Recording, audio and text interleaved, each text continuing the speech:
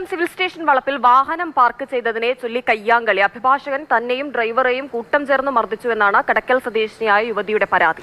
ആക്രമണ ദൃശ്യങ്ങൾ മാതൃഭൂമി ന്യൂസിന് ലഭിച്ചിട്ടുണ്ട്. ദൃശ്യങ്ങളിലേക്ക് അതിനുശേഷം കണ്ണൻ നായർ വിവരങ്ങൾ നൽകും.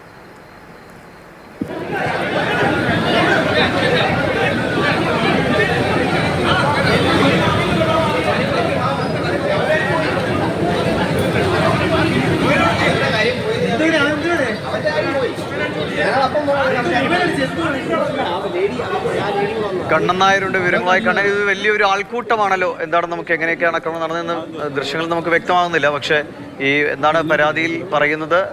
പോലീസിനൊക്കെ പ്രാഥമികമായി കിട്ടുന്ന വിവരങ്ങൾ, അവിടെ ഇതിലുണ്ടായിരുന്നവരൊക്കെ നൽകുന്ന വിവരം എന്താണ്? ദിവിഷ്, ഇന്ന് ഉച്ചയ്ക്ക് 12 മണിയോടുകൂടിയായിരുന്നു സംഭവം. ആർടി ഓഫീസിൽ എത്തിയവരും അഭിഭാഷകരും തമ്മിലായിരുന്നു കയ്യാങ്കളി. പോലീസ് പറയുന്ന അനുസരിച്ച് വാഹനത്തിന്റെ ഫീസ് അടയ്ക്കാൻ വേണ്ടിയാണ് കടക്കൽ സ്വദേശിനി ഷെമീന കൊല്ലം സിവിൽ സ്റ്റേഷനിൽ എത്തിയത്. ഷെമീന ഫീസ് അടയ്ക്കാനായി ആർടി ഓഫീസിലേക്ക് പോയി. കാറിൽ ഡ്രൈവർ സിദ്ദിഖ് മാത്രമായിരുന്നു ഉണ്ടായിരുന്നത്. ഇവരുടെ കാറിന് മുന്നിൽ അഭിഭാഷകൻ സ്വന്തം കാർ നിർത്തിയ ശേഷം കോടതിയിലേക്ക് പോയി. അതായത് കോടതി തുടങ്ങുന്ന 11 മണിക്ക് തൊട്ട് മുമ്പാണ് ഈ കാർ നിർത്തിയിട്ട് പോയത്.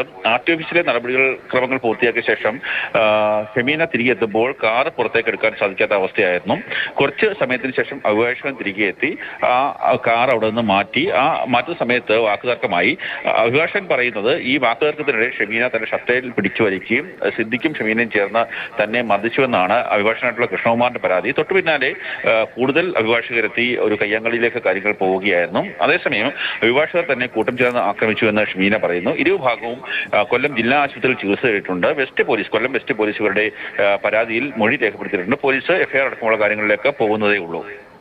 ശരി. എന്തായാലും രണ്ട് വിഭാഗവും പരാതി ഉന്നയിക്കുകയാണ്. കുറച്ചുകൂടി കൂടുതൽ CCTV ദൃശ്യങ്ങളൊക്കെ കിട്ടുമെങ്കിൽ പോലീസ് അതിനനുസരിച്ച് ആരുടെ പരാതിയാണ് യഥാർത്ഥത്തിലുള്ളത് എന്ന് മനസ്സിലാക്കും.